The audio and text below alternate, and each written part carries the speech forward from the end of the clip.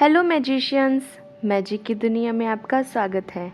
मेरे साथ इस प्यारी सी मैजिकल जर्नी में जुड़े रहने के लिए और खुद पे ढेर सारा काम करने के लिए, अपनी ढेर सारी मैजिकल शेयरिंग्स करने के लिए आपका दिल से धन्यवाद। आज है डे 23, पर डे 23 शुरू करने से पहले एक बार रिवाइज़ कर लेते हैं। इससे पिछले दिनों में हमने क्या पढ़ा, क्या सीखा और क्या क्या चीज़ें अपनी लाइफ में उतारी। तो डे 1, काउंट योर ब्लेसिंग्स, अपनी नियामतें गिने। डे 2, द मैजिक रॉक, जादुई पत्थर। डे 3, मैजिकल रिलेशनशिप्स, जादुई संबंध। डे 4, मैजिकल हेल्थ, जादुई स्वस्थ। डे 5, मैजिक मनी, जादुई धन। डे 6, वर्क्स लाइक मैजिक, जादू की तरह काम करना। Day 7, the magical way out of negativity, नकारात्मकता से बाहर निकलने का जादुई तरीका। डे 8, द मैजिकल इंग्रेडिएंट, जादुई तत्व। डे 9, द मनी मैग्नेट, धन का चुंबक। डे 10, मैजिक डस्ट एवरीवन, हर एक पर जादू की धूल का छिड़काव करें। डे 11, अ मैजिक मॉर्निंग, जादुई सुबह। Day 12, magical people who made a difference, जादुई लोग जिन्होंने फ़र्क डाला। Day 13, make all your wishes come true, अपनी सारी इच्छाओं को हकीकत में बदलें। Day 14, have a magical day, अपने दिन को जादुई बनाएं। Day 15, magically heal your relationships, जादू से अपने संबंधों को मधुर बनाएं। Day 16, magic and miracles in health, स्वास्थ्य में जादू और चमत्कार।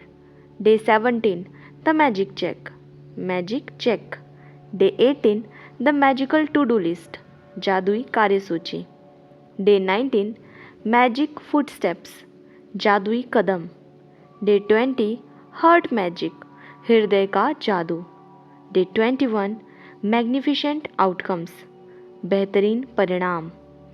Day 22, before your very eyes, आपकी नज़रों के ठीक सामने। और आज है day 23, the magical air that you breathe, जादुई हवा जिसमें आप सांस लेते हैं। और चैप्टर के शुरू में एक फ़ोटोग्राफ है जो कि आपको अभी स्क्रीन पे दिखाई दे रहा होगा। मैं चाहती हूँ आप इस फ़ोटो को ध्यान से देखिए, आपको इसमें क्या दिखाई दे रहा है और क्या समझ में आ रहा है।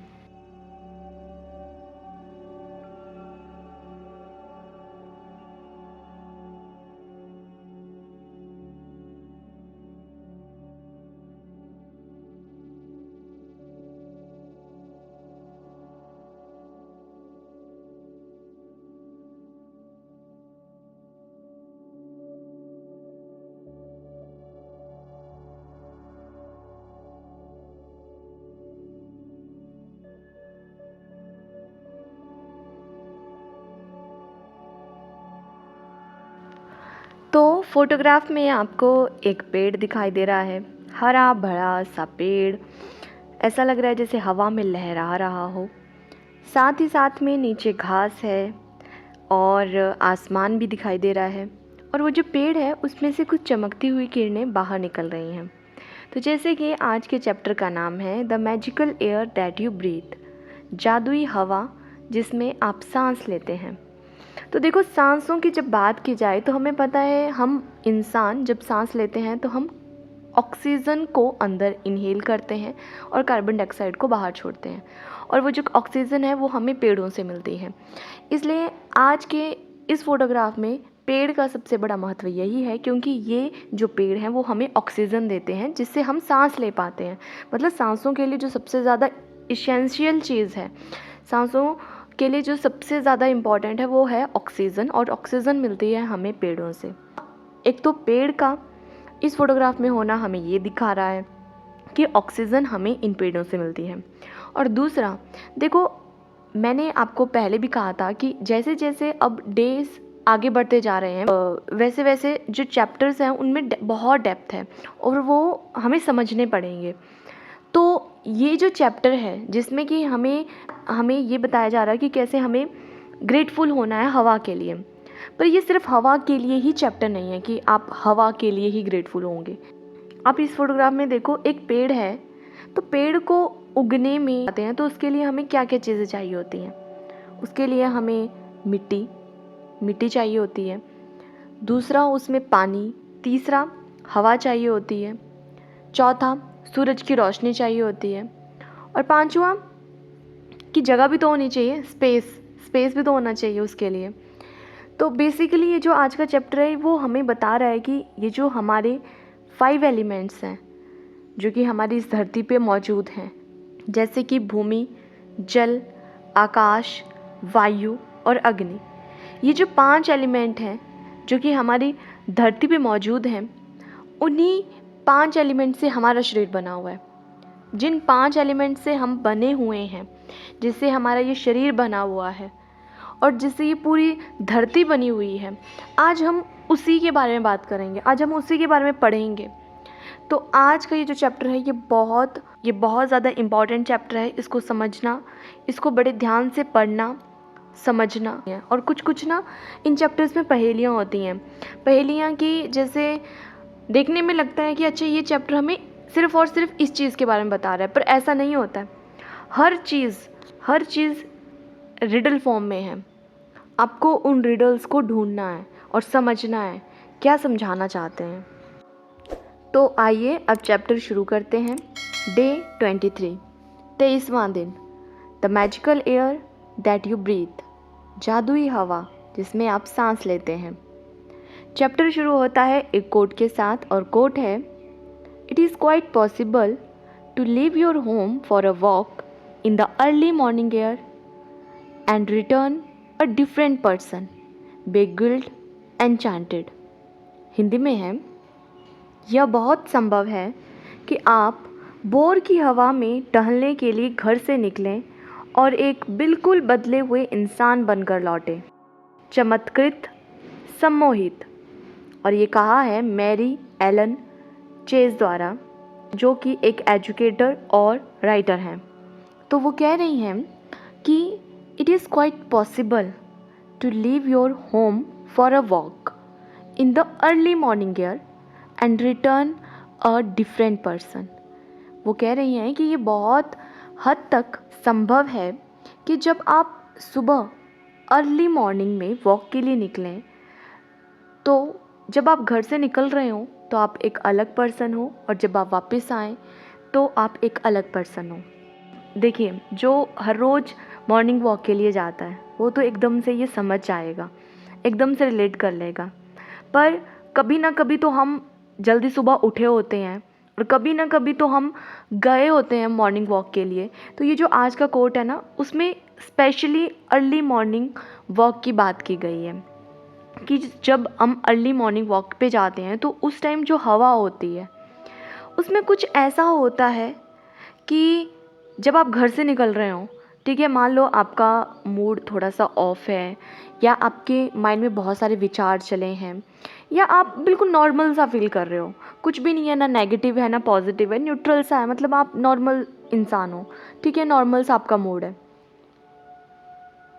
बट जब आप टहल के वापस आओगे तब आप एक अलग इंसान होंगे, तब आपके वो जो थॉट्स होंगे वो बहुत पॉजिटिव हो गए होंगे, आप बहुत अच्छा सा फील कर रहे होंगे, आप बहुत ही ऐसे हो गए होंगे जैसे कोई सम्मोहित नहीं हो जाता है कि मतलब मेस्मराइज्ड ही हो गए हो, पता ही नहीं है कि क्या हुआ मेरे साथ, क्यों ऐसा हुआ, मतलब कोई लॉजिक ही नहीं है, पर हाँ हो गया, आपके ऊपर कुछ जादू सा हो गया, बहुत ही अच्छा सा लग रहा है।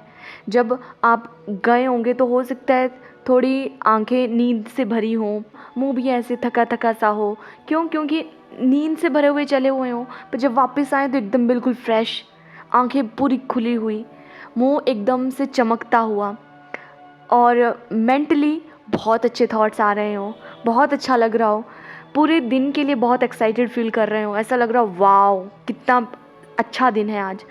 पर ऐसा होता क्यों है, ऐसा क्यों होता है? अच्छा, एक और बात है कि ये जो कोट है ना, इसमें ना स्पेशली अर्ली मॉर्निंग की बात की गई है, तो हम ना अभी सिर्फ और सिर्फ सुबह की जो मॉर्निंग वॉक रहती है उसी के बारे में डिस्कस करेंगे। तो होता क्या है सुबह, आपने देखा होगा कि पक्षी वो भी अपने घोंसलों से बाहर आ गए होते हैं, चहचहा रहे होते हैं। तो जब भी आप अर्ली मॉर्निंग वॉक के लिए जाते हो तो पक्षियों की चैं चैं चैं लगी होती है। बहुत अच्छा सा ऐसा लगता है कि म्यूज़िक बहुत अच्छा सा, जैसे भगवान जी ने एक नेचुरल म्यूज़िक हमारे लिए बनाया हुआ है जो कि हमारे कानों में जा रहा है। तो एक तो उस टाइम पक्षियों की चहचहाट सुनने को मिलती है जो कि बहुत ही हमें अंदर से जैसे हील कर देती है। बहुत अच्छा लगता है जिसको सुन के। दूसरा, आपने देखा होगा कि उस टाइम ना जो घास होती है वो थोड़ी गीली गीली सी होती है ना। ओस की बूंदें होती हैं उसके ऊपर। और हम सब ने ये सुना है कि सुबह सुबह हमें नंगे पाँव घास पे चलना चाहिए। क्यों? क्योंकि घास पे ओस गिरी होती है और उस पे चल के हमारी आंखें तेज हो जाती हैं।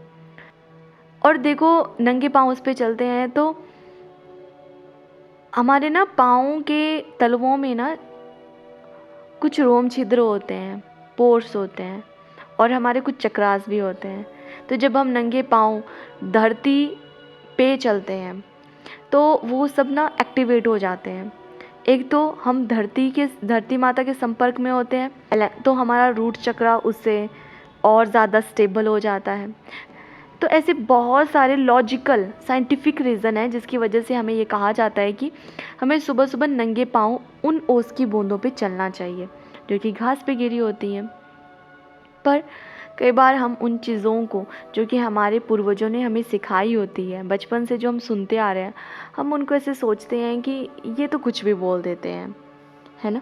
हम उन्हें सोचते हैं कि इसके पीछे कोई लॉजिक नहीं है। और कई बार ऐसा होता है कि जो हमारे बुजुर्ग लोग होते हैं, दादी अम्मा वगैरह लोग होते हैं, उनको लॉजिक नहीं पता होता है, पर हाँ उनको पता होता है कि ये चीज़ करनी चाहिए, तो ना वो चीज़ कर लेनी चाहिए। जो भी हमारे ट्रेडिशंस में, कस्टम्स में, कुछ भी रिचुअल्स वगैरह जो भी ऐसी बातें हैं वो कहीं ना कहीं साइंटिफिकली प्रूवन हैं। जो आपको सही लगती हैं, जो आपको मिल जाता है गूगल पे सर्च करके कि हाँ ऐसा करना चाहिए, तो करने में क्या जाता है, कर लो। और देखो, अगर आप ये सोचो कि आप मॉर्निंग वॉक कर रहे हो और आपने हेडफोन्स लगाए हैं, या आप अपने फ्रेंड के साथ या अपने पार्टनर के साथ मॉर्निंग वॉक पे गए हो, गप्पे मारते मारते जा रहे हो और चल आप बेशक घास पे पड़ी उन ओस की बूंदों पे रहे हो, तो क्या वो वैसे काम करेगा? नहीं। एक तो जब आप नेचर में जाते हो मॉर्निंग वॉक करने के लिए सुबह सुबह, तो आपको ना माइंडफुलनेस वहाँ पे प्रैक्टिस करनी है। मतलब कि उस टाइम सिर्फ उसी चीज़ में, उसी मोमेंट को जीना है, अपने सारी सेंसेस को यूज़ करना है, इनको एक्टिवेट करना है। ऐसा नहीं कि गाने सुन रहे हैं या गप्पे मार रहे हैं और चले हुए हैं। इवन अपने माइंड को भी ये कमांड देनी है कि इस वक्त मुझे कुछ नहीं सोचना है कि दिन कैसा जाएगा, दिन में होने वाला जो भी कोई मीटिंग है या कोई एग्ज़ाम है या कहीं पे जाना है, कहीं कोई बिल देना है, शॉपिंग करनी है, उन चीज़ों के बारे में उस टाइम नहीं सोचना है। ये नहीं सोचना है कि जाके अभी ब्रेकफास्ट में क्या बनेगा, नहीं। उस टाइम कम से कम उतनी देर, जितनी देर आप नेचर में हो उतनी देर माइंडफुलनेस की प्रैक्टिस करो, उतनी देर नेचर के साथ ही रहो। आसपास क्या दिख रहा है उस चीज़ को देखो, नेचर को देखो, कानों में क्या आवाज़ें जा रही हैं उन पक्षियों की आवाज़ों को सुनो। उस टाइम हवा में जो भी खुशबू होगी, चाहे वो फूलों की हो, चाहे वो घास की पत्तियों की हो, पेड़ों की हो, फलों की हो, किसी भी चीज़ की हो, उसको उसको सूंघो, उसको सेंस करो। और साथ ही साथ में आपको जो संवेदनाएं, सेंसेस फील हो रही हैं अपने स्किन पे, उनको फील करो। तो आपको उस वक्त अपने 5 सेंसेस को काम में लाना है, उनको एक्टिवेट करना है। और जब आप ऐसा करते हुए मॉर्निंग वॉक करोगे तब आप वैसे इंसान बन के आओगे। ऐसा नहीं कि गए तो मॉर्निंग वॉक पे थे, सुन रहे हैं गाने, नहीं, ऐसा नहीं। किसी भी तरीके का कोई सॉन्ग, बाहरी सॉन्ग सुनने की कोई ज़रूरत नहीं है। प्रकृति में उस वक्त अलग से म्यूज़िक बज रहा होता है, उसको सुनो, उसको एंजॉय करो। तब आप वो डिफरेंट पर्सन बन के आओगे जिसके चेहरे पे एक अलग ही नूर होगा। और ये तो हम सबको पता है कि रात में जो गाड़ियाँ होती हैं वो कम चलती हैं, तो जो गाड़ियों से निकलने वाला धुआं होता है वो कम होता है, तो वो जो एयर होती है वो और ज़्यादा क्लीन होती है उस वक्त। तो उस वक्त जब आप उस हवा को इन्हेल करते हो, उस हवा में टहलते हो, उस वक्त उस हवा को महसूस करते हो, उसे सेंस करते हो, उसके लिए ग्रेटफुल होते हो, तो वो बात ही अलग होती है। जब आप ये सब एक्सपीरियंस करके वापस घर आते हो तो आप एक अलग ही पर्सन होते हो। अच्छा, ये चीज़ तो हम सब करते हैं कि मान लो आपका कोई फ्रेंड है, उसका मूड ख़राब है या उसकी लाइफ में कुछ चैलेंजेस हैं, तो वो थोड़ा ऐसे डिप्रेसिव सी स्टेट में है, तो हम उसको क्या बोलते हैं, चल चल बाहर निकल, बाहर चलो, चलो बाहर चलो, बाहर चलो, बाहर घूम के आते हैं, हवा पानी चेंज करते हैं, है ना, कहीं घूम के आते हैं। या मान लो कोई बीमार है और बेड रिडन है और पूरा दिन वो मतलब बेड पे पड़ा रहता है, पर फिर भी वो कोशिश करेगा कि इवनिंग टाइम पे या मॉर्निंग टाइम पे बाहर हवा में आए, तो ऐसा लगता है जैसे पूरी बॉडी ऊर्जावान हो गई हो, एक नई फ्रेशनेस हमारे अंदर आ जाती है। तो हमने ये चीज़ तो एक्सपीरियंस की ही है हम सब ने, कि हमें ना अगर पूरा दिन अंदर ही रखा जाए, बोला जाए कि पूरा दिन अंदर ही रहो, तो हमारा जो सर होता है शाम तक ना ऐसे भारी भारी सा हो जाता है, हमें ना अच्छा नहीं लगता है, हमारा जो मूड होता है वो अच्छा सा नहीं होता है, मतलब हम ऐसे ऐसे होता है ना कि खिलखिलाते नहीं हैं, ऐसे भारी भारीपन सा लगता है, ऐसे खिंचे खिंचे से रहते हैं और थॉट्स भी नेगेटिव हो गए होते हैं। तो जब भी हम बाहर हवा में आते हैं, तो बाहर हवा में आते हैं, पार्क में घूमते हैं या घर की छत पे घूमते हैं, आंगन में घूमते हैं, कहीं पे भी जब हम बाहर आते हैं हवा के कांटेक्ट में, तब हमें बहुत अच्छा लगता है। तो आप समझ गए होंगे कि आज का ये जो चैप्टर है ये बहुत डीप चैप्टर है, और ये चैप्टर इतना इम्पॉर्टेंट चैप्टर है कि अगर डोंडाबाई ने इस चैप्टर को पहले दे दिया होता तो शायद हमें वो समझ में नहीं आता, और समझ में क्यों नहीं आता वो मैं आपको आगे बताऊंगी। पर ये जो चैप्टर है ये डे 23 पे इसलिए दिया गया है क्योंकि अब आप इतने ग्रेटफुल इंसान बन चुके हो कि आप अब ये 5 एलिमेंट्स की जो हमारी धरती पे मौजूद हैं उनकी इम्पोर्टेंस को भी अब आपने जानना समझना शुरू कर दिया है, और अब आप दिल से, दिल की गहराई से इसके लिए ग्रैटिट्यूड फील कर पाओगे। तो आइए आगे चैप्टर पढ़ते हैं। तो रोंडाबान कहती हैं, यदि किसी ने कुछ साल पहले मुझसे कहा होता कि मैं जिस हवा में सांस लेती हूँ उसके लिए मुझे कृतज्ञ होना चाहिए, तो मैं यही सोचती कि उसका दिमाग सरक गया है। इसमें मुझे ज़रा भी समझदारी नज़र नहीं आती। आखिर कोई उस हवा के लिए कृतज्ञ क्यों हो जिसमें वह सांस लेता है। तो रोंडाबाइन अपने बारे में बता रही हैं कि अगर कुछ साल पहले ना कोई मुझे ये बोलता कि जिस हवा में मैं सांस लेती हूँ उसके लिए भी मुझे ग्रेटफुल होना है, तो वो कहती हैं कि मैं यही सोचती कि वो कोई क्रेज़ी मैन है जो कि मुझे ये बोल रहा है कि हवा के लिए शुक्रिया अदा करना है, मुझे हवा के लिए ग्रेटफुल होना है। भाई उसके लिए क्यों ग्रेटफुल होना है, क्योंकि हमें ना नॉर्मली ये सब सिखाया नहीं है कि हवा के लिए शुक्रिया अदा करना। बाकी खाने के लिए हाँ, वो हमने सीखा हुआ है, वो हमने अपने बुज़ुर्गों को भी देखा है, वो बहुत ग्रैटिट्यूड फ़ील करते हैं। हमने सूरज के लिए शुक्राना करना सीखा है, जैसे हम सूर्य अर्घ देते हैं, खाने के लिए सीखा है, जल के लिए भी सीखा है, पर हवा के लिए नहीं सीखा है। आग के लिए भी सीखा है कि जैसे होता है ना कि हमारे घर में जब भी पकवान बनते हैं तो सबसे पहले ना वो जो पहली आहुति या भोग आप समझ लो, वो हम अग्निदेव को लगाते हैं, तो जो भी पहले बनता है वो अग्निदेव को भोग लगता है।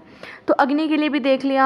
हाँ, पानी के लिए भी हम करते हैं, जैसे कि गंगा माँ, उनको कितना हम होली वाटर समझते हैं, और बाकी पानी के लिए तो वैसे भी करते हैं, जैसे जैसे चरणामृत होता है मंदिर में रखा हुआ। बाकी सूर्य के लिए भी हमने देखा है, चांद के लिए भी हमने देखा है, जैसे पूर्णिमा के दिन बहुत सारे लोग चंद्रमा को अर्घ देते हैं, तब खाना खाते हैं, अपना व्रत खोलते हैं। तो इस तरह से चांद के लिए देखा है, सूरज के लिए देखा है, पानी के लिए भी देखा है, भूमि के लिए भी देखा है, पर हवा के लिए यूजुअली नहीं देखा है। क्यों? क्योंकि हमें सिखाया भी नहीं है और इतना ज़्यादा डीपली हमने कभी इस बारे में सोचा ही नहीं कि हवा के लिए भी ग्रैटिट्यूड फील करना चाहिए।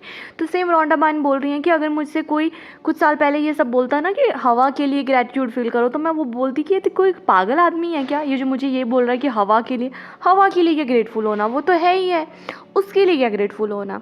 तो वो अपने बारे में बता रही हैं कि मुझे ना ये सब करने में कोई समझदारी नज़र नहीं आती कि हवा के लिए कौन ग्रैटिट्यूड फील करता है। तो सेम हो सकता है कि हम भी वैसे ही हो। पर मैंने एक बात एक्सपीरियंस की, 2020 में जब कोविड आया था, तो जब लॉकडाउन लगा था तो हम लोगों के पास बहुत सारा फ्री टाइम होता था। तो उस फ्री टाइम में हमने बहुत ज़्यादा सेल्फ एनालिसिस भी किया और हमें ये पता चला कि ज़िंदगी में कब क्या हो जाए पता नहीं चलता है। और देखो, एक कोई तो सुप्रीम पावर है जो पूरी दुनिया को चला रही है, और जिन चीज़ों को हमने फ्री समझ लिया है या जिन चीज़ों को हमने फॉर ग्रांटेड लेना शुरू कर दिया है, तो उस वक्त भगवान ने, उस सुप्रीम पावर ने हमें ये बताया कि तुम सबसे ऊपर कोई है ना। तो उस टाइम उन्होंने हमें ये बताया था कि हम ना बेफालतू में बहुत सारी ऐसी चीज़ों के पीछे भागे हुए हैं जो कि ज़रूरी नहीं है, और जो चीज़ें ज़रूरी हैं हमने उनकी कदर करना हमने छोड़ दिया है। तो उस वक्त हमें सबसे पहले तो अपनी ज़िंदगी की कदर हुई। हम वैसे ये सोचते हैं कि पैसे के पीछे भागना है भागना है भागना है, पैसा ही सब कुछ होता है, अगर पैसा हो तो सब कुछ खरीदा जा सकता है। पर उस वक्त हमें पता चला कि पैसा बेशक जेब में हो, सब कुछ आपके पास हो, पर ज़िंदगी सबसे ज़्यादा इम्पॉर्टेंट है। तो उस वक्त हमें अपनी ज़िंदगी की, अपनी सांसों की महत्ता पता चली। उस वक्त हमें ये पता चला कि कम चीज़ों में कैसे गुजारा किया जा सकता है। कम रिसोर्सेज होने के बावजूद हम अपनी फैमिली के साथ अगर सुख के कुछ पल बिता रहे हैं तो वो कितने अच्छे हैं। मतलब मेरा सोचने समझने का, ज़िंदगी जीने का तरीका पूरी तरह से उसी टाइम ही चेंज हुआ था। उस वक्त ही मैं ज़्यादा इन सब चीज़ों के बारे में पढ़ना, सुनना, ये सब शुरू किया था। क्योंकि फ्री टाइम था, बहुत ज़्यादा फ्री टाइम था, घर पे ही रहते थे, पता है घर पे किसी ने आना नहीं है, हमने कहीं बाहर जाना नहीं है, तो जो भी टाइम था वो सिर्फ अपने लिए था। तो उस वक्त पूरी तरह से खुद पे काम किया, खुद के विचारों पे काम किया, बहुत सारी चीज़ें डीपली जानी समझी। ये मैजिक बुक उस वक्त पता चली, तब से इसे करना शुरू किया। और वो टाइम ही ऐसा था जिस वक्त हम हवा से डर रहे थे, हम मास्क लगा के घूमते थे, इट मीन्स हम हवा से डर रहे हैं। और मैजिक बुक का उस वक्त आना और इस चैप्टर के बारे में पढ़ना, सीखना, समझना इसे, कि हमें हवा के लिए ग्रेटफुल होना है। तो जब ये चीज़ मुझे पता चली तब पता चला कि हमें हवा के लिए सच में ग्रैटिट्यूड फील करना है, क्योंकि ये जो हवा है पूरी तरह से हमारी ज़िंदगी इसी पे टिकी हुई है। क्योंकि सांसें ही तो हैं जो हमें ज़िंदा रखे हुए हैं, और सांसें कहाँ से ली जाती हैं? हवा से। और हवा में क्या होता है? ऑक्सीजन। उस वक्त वो जो हवा हमें फ्री में मिलती है, पेड़ों से मिलती है, फ्री में मिलती है, जिसके कभी हमने पैसे नहीं दिए, उस वक्त ऑक्सीजन सिलेंडर की डिमांड इतनी ज़्यादा थी कि लोग जो बाहर नॉर्मल एयर है उसको छोड़ के वो ऑक्सीजन जो कि सिलेंडरों में भरी हुई है उस पे ज़्यादा भरोसा कर रहे थे और उसको वो ले रहे थे। पर कितने दिन तक उसको लेते और कब तक उसको लेते? मेनली वो जो हवा है वो तो फ्री है, पर उस वक्त जब वो ख़रीद के लेने पड़ रही थी तब हमें उस चीज़ के बारे में पता चला कि अरे, जिसे हम बार बार फ्री मान रहे थे और जिसे फॉर ग्रांटेड ले रहे थे, सबसे ज़्यादा इम्पॉर्टेंट तो ज़िंदगी में वही है। और उसके लिए जो हमारे शुक्राने हैं वो तो पता नहीं कब से पेंडिंग है, जब से हम पैदा हुए हैं तब से पेंडिंग ही पेंडिंग है। और हमें तो ये भी पता नहीं है कि उसके लिए शुक्राना करना चाहिए, पर अब जब पता चल रहा है तो हाँ, बिल्कुल करेंगे। तो वो एक ऐसा टाइम था जिसने हमारी आंखें खोल दी, हमें ये बताया कि ऐसा भी कभी कुछ हो सकता है कि पूरी दुनिया एक साथ थम जाए। पूरी दुनिया में वो चीज़ उस वक्त हुई थी। ऐसा नहीं था कि हमारे ही देश में हुई थी या 2-4 देशों में हुई थी, नहीं, पूरी दुनिया थम चुकी थी। तो वो जो सुप्रीम पावर है ना, वो कभी भी कुछ भी कर सकती है। वो आपको पहले तो प्यार से हर चीज़ सिखाएगी, जैसे द मैजिक बुक है, इसमें डे 23 पे ये बहुत प्यार से सिखा रही हैं कि देखो, समझ जाओ इस चीज़ को। पर जब हम किसी चीज़ को समझते नहीं है तो हमारी माँ भी तो हमें डांट के या कई बार थप्पड़ लगा के भी कोई चीज़ समझाती है जब हम समझते ही नहीं है। तो वो एक ऐसा टाइम था जिस वक्त हम सबको एक थप्पड़ पड़ा था। हमें बताया गया था कि इतने भी मत उड़ो, कोई है जो ऊपर है और उस पर विश्वास करो, और वो जैसा बोलता है करने को वैसा करते रहो। तो वो तो हमें यही कह रहे हैं कि जो मैंने फ्री में चीज़ें दी हुई हैं उनकी कद्र करो, यही चीज़ें सबसे ज़्यादा प्रेशियस हैं। और आज हम इस चैप्टर में यही सीखेंगे कि उनकी कैसे कद्र की जाती है। ठीक है, तो आगे पढ़ते हैं। आगे रौंडा बहन बोल रही हैं, लेकिन जब कृतज्ञता का इस्तेमाल करने से मेरी ज़िंदगी बदली, तो जिन चीज़ों को मैं अनदेखा कर देती थी या जिनके बारे में दोबारा नहीं सोचती थी, वे मेरे लिए चमत्कार बन गई।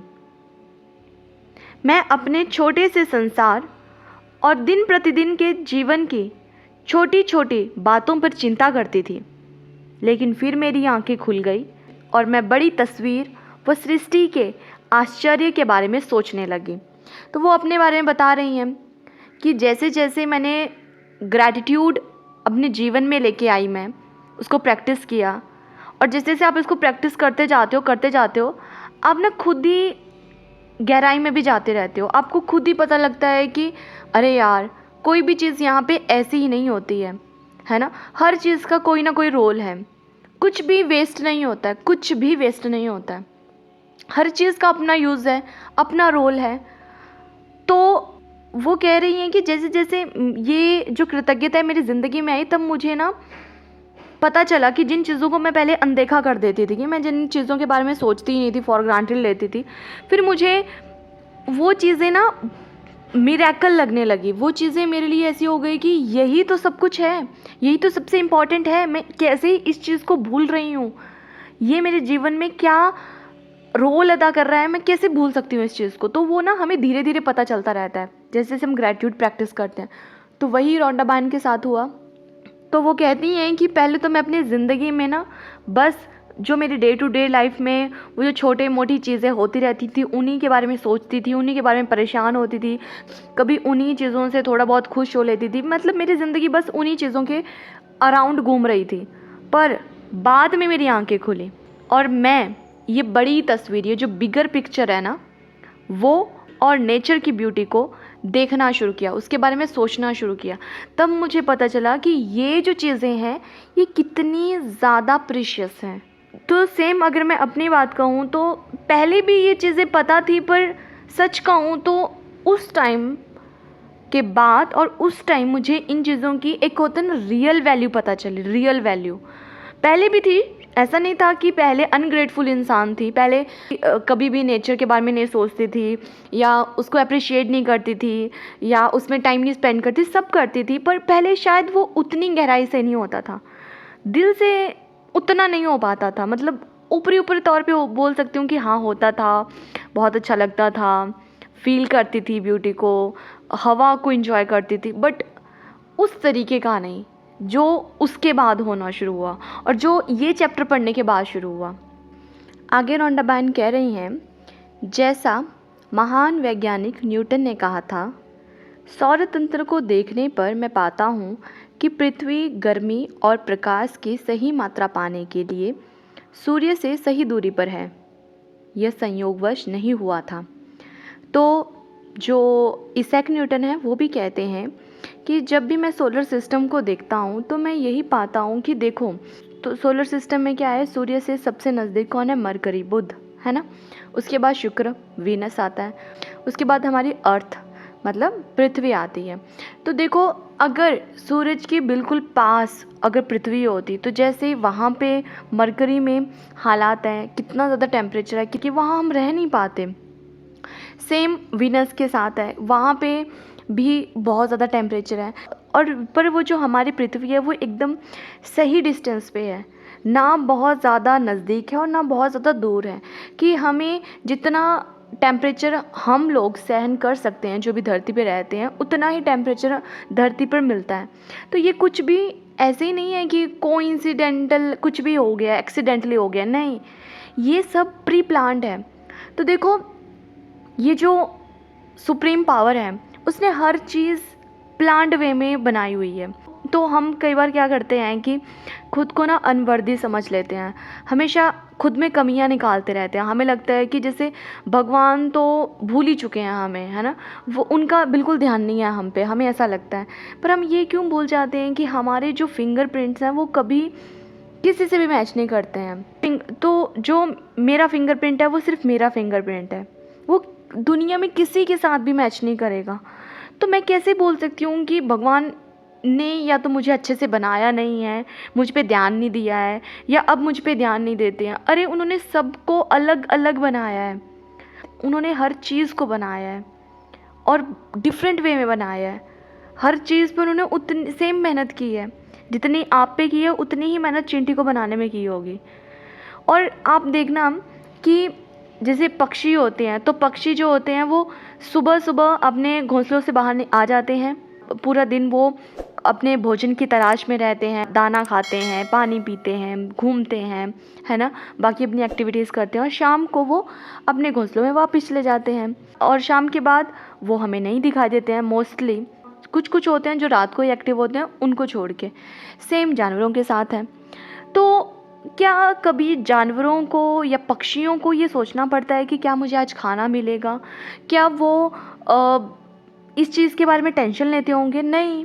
भगवान ने हर किसी के भोजन की, जो भी हमें ना जीवित रहने के लिए चाहिए होता है, उन सब चीज़ों की पहले व्यवस्था करके रखी हुई है। चींटी क्या सोचती होगी कि मुझे आज खाना मिलेगा, नहीं मिलेगा, मैं अपने बच्चों को कैसे पालूंगी? नहीं, हर चीज़ के बारे में उनको फ़िक्र है।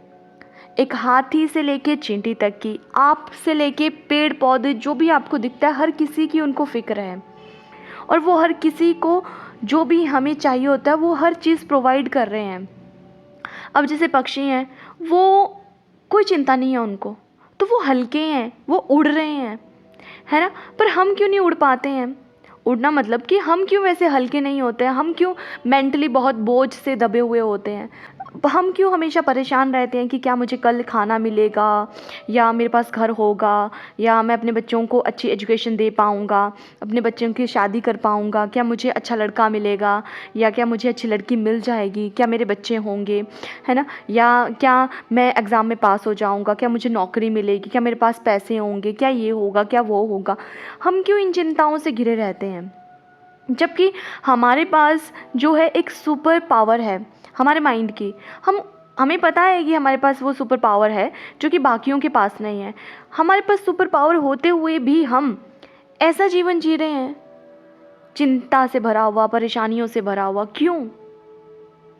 तो इसेक न्यूटन बोलते हैं कि जब मैं सोलर सिस्टम को देखता हूँ, मैं ये पाता हूँ कि हर चीज़ बहुत अच्छे तरीके से सुव्यवस्थित है। कोई चीज़ नहीं है हमारे पूरे ब्रह्मांड में जो कि ऐसे ही है।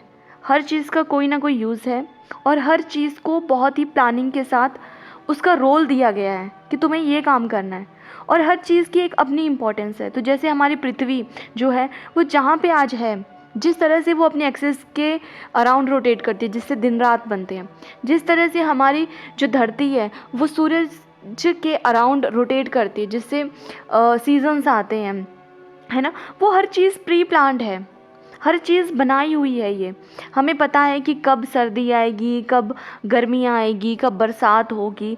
क्यों? क्योंकि हमारे नेचर में जो भी चीज़ें हैं उनको उगने के लिए, हर चीज़ की ग्रोथ के लिए, वो सब सारी चीज़ें इम्पॉर्टेंट हैं।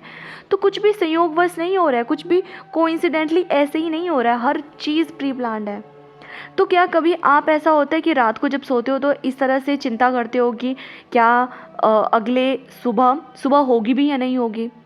ऐसा नहीं हो कि रात ही रहे, घड़ी पे टाइम हो गया 8 बज के और देख रहे हैं तो बाहर चंद्रमा है, अंधेरा छाया हुआ है। ऐसा कभी नहीं होता है। हमें वो चीज़ों की चिंता नहीं है। जब हमें इतनी बड़ी बड़ी चीज़ें, देखो धरती कितनी बड़ी है, सोलर सिस्टम को देखो कितना बड़ा सोलर सिस्टम, वो अच्छे से चल रहा है, तो हम मनुष्य, हमारी ज़िंदगी क्या वो अच्छे से नहीं चलेगी? हमें क्यों विश्वास नहीं होता है? हमें क्यों विश्वास नहीं होता है कि भगवान हमारे साथ भी हैं? अगर भगवान उसे चला रहे हैं, इतने बड़े ब्रह्मांड को चला रहे हैं, तो वो हमारे लिए भी वो काम कर रहे हैं। जब हमारे फिंगरप्रिंट्स किसी के साथ मैच नहीं होते हैं, तो इट मीन्स कि हमें भी अलग बनाया गया है।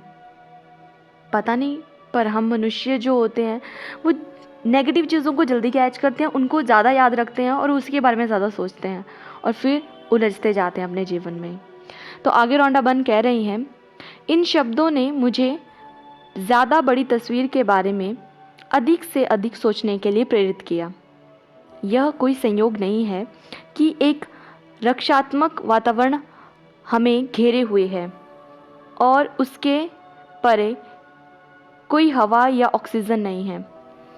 तो वो कह रही हैं कि जैसे जैसे मैं इन सब चीज़ों के बारे में सोचने लगी, पढ़ने लगी, समझने लगी, ग्रैटिट्यूड फील करने लगी, तो मुझे ना और गहराई में पता चलता रहा। तो मैंने देखा कि देखो हमारे अर्थ के अराउंड एक प्रोटेक्टिव एटमॉस्फेयर है ना। हमें पता है कि जो भी सन की जो भी ऐसी रेडिएशंस जो कि हमें नहीं चाहिए होती हैं, उसको प्रोटेक्ट करने के लिए भी ओजोन लेयर है ना। हमें पता है ना कि यूवी रेज़ जो कि ज़्यादा अमाउंट में जब हमारे धरती पे आ जाती हैं तो वो हमारे लिए सही नहीं है, तो उसके लिए भी भगवान ने ओजोन लेयर बना के रखी है।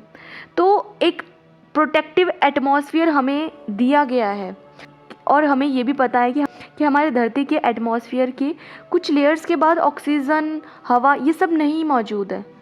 तो एटमॉस्फेरिक लेयर्स का भी अपना अपना काम है। कोई लेयर है जिसमें कि हम अपने एरोप्लेन्स उनको उड़ा पाते हैं, उसके बाद अगर किसी और में उड़ाएंगे तो वो भी नहीं उड़ेंगे। कुछ हैं जहाँ से हमारे वेदरिंग का ये जो पूरा सिस्टम है वो ऑपरेट होता है। हर चीज़ का अपना अपना रोल है। तो देखो ये सब कितने सही ढंग से काम कर रहे हैं, और ये कुछ ऐसा नहीं है कि ऐसे ही संयोग से हो रहा है। आगे वो कहती हैं कि यह कोई संयोग नहीं है कि पेड़ ऑक्सीजन प्रदान करते हैं। देखो ऐसा क्यों है कि पेड़ ही हमें ऑक्सीजन देते हैं? सोचो ज़रा इसके बारे में। क्या ये कोई संयोग है? क्या ये ऐसे ही काम हो रहा है एक्सीडेंटली? नहीं, कुछ तो सोचा होगा ना, कुछ तो सोच के ये चीज़ें बनाई हैं। यह तो सृष्टि की व्यवस्था है ताकि हमारे वातावरण में ऑक्सीजन की आपूर्ति लगातार होती रहे।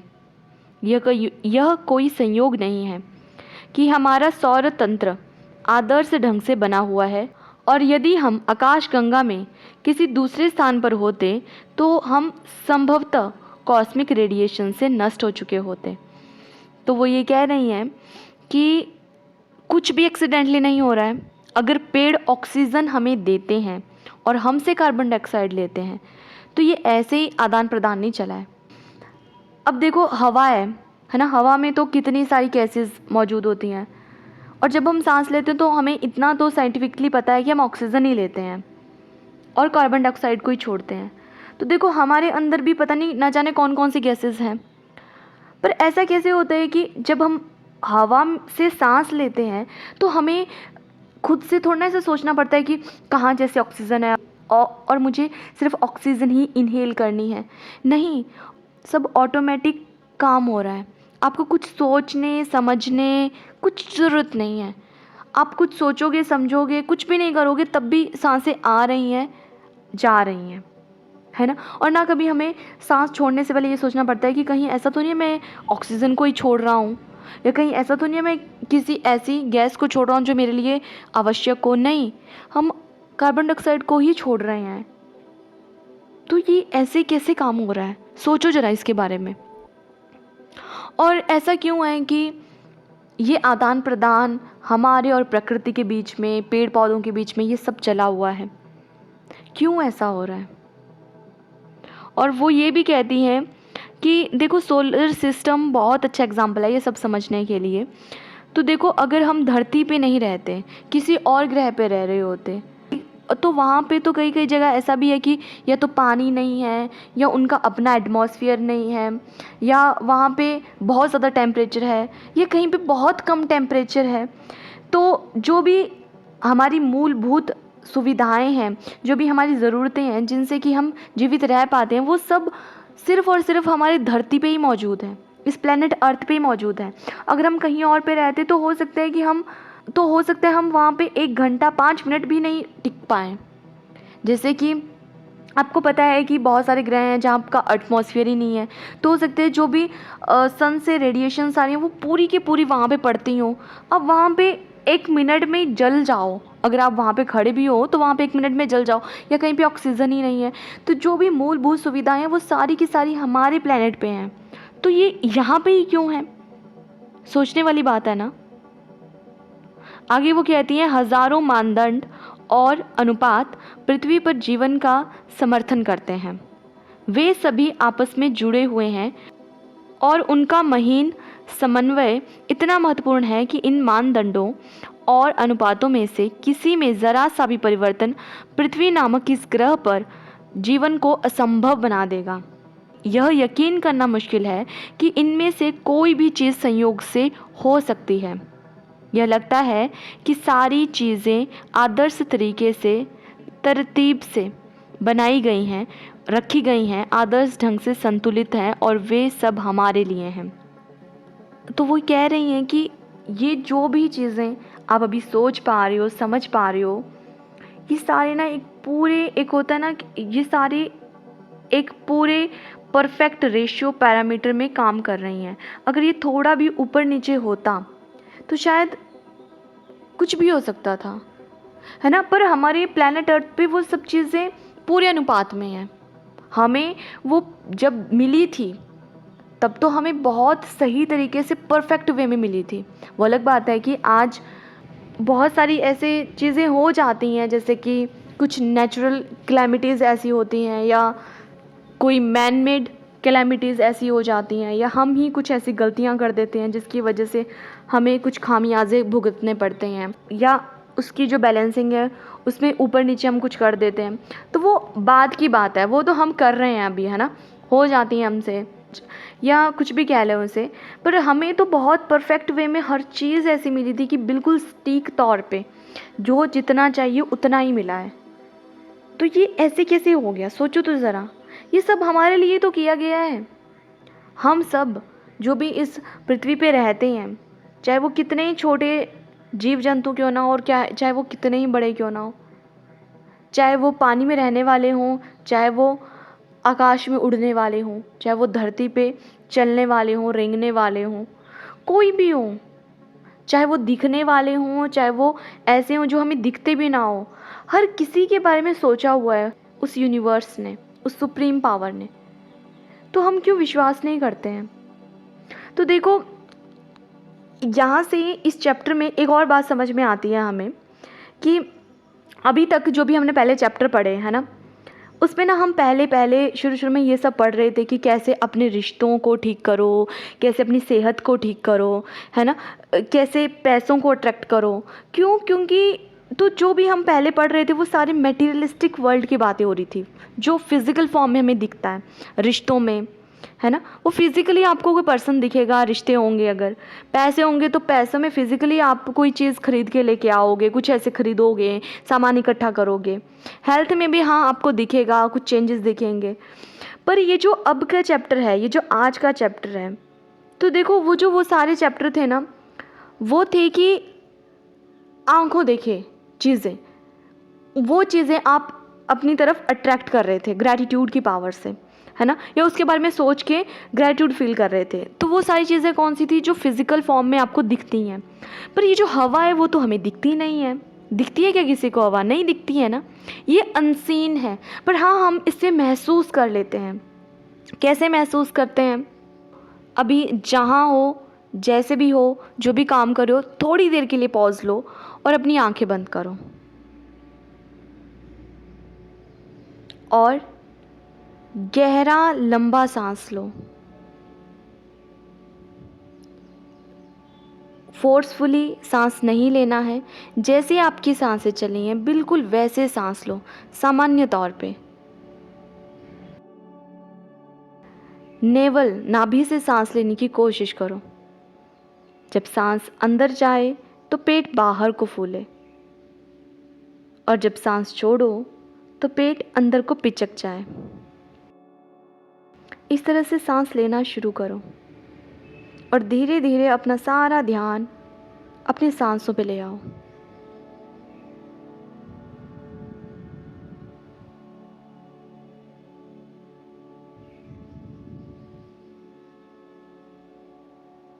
अगर इसे और ज़्यादा फील करना चाहते हो तो थोड़ी देर के लिए अपने पेट पर, जहाँ आपकी नाभि होती है, वहाँ पे अपना हाथ रख लो और फील करो कि जब सांस अंदर जाती है तो किस तरह से पेट बाहर को फूलता है, और जब हम सांस छोड़ते हैं तो पेट अंदर को चला जाता है।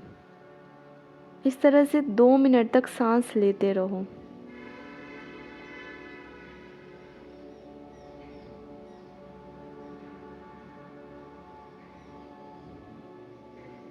और आपको आसपास जो भी आवाज़ें सुनाई दे रही हैं उनको सुनो।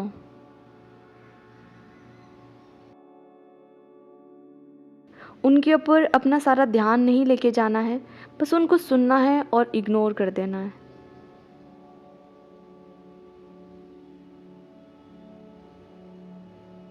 और सारा ध्यान अपने सांसों पे ले आना है।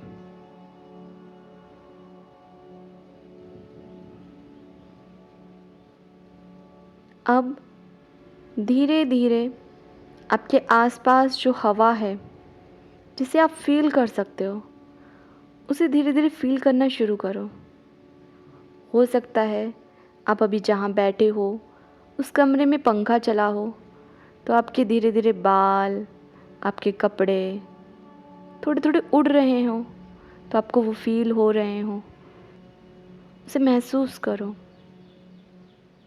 हो सकता है आप अभी बाहर पार्क में बैठे हों, या छत पे बैठे हों, या बालकनी में बैठे हों, और थोड़ी थोड़ी या बहुत ज़्यादा हवा चली हो और उस हवा को आप अपने शरीर पे महसूस कर पा रहे हों। देखिए,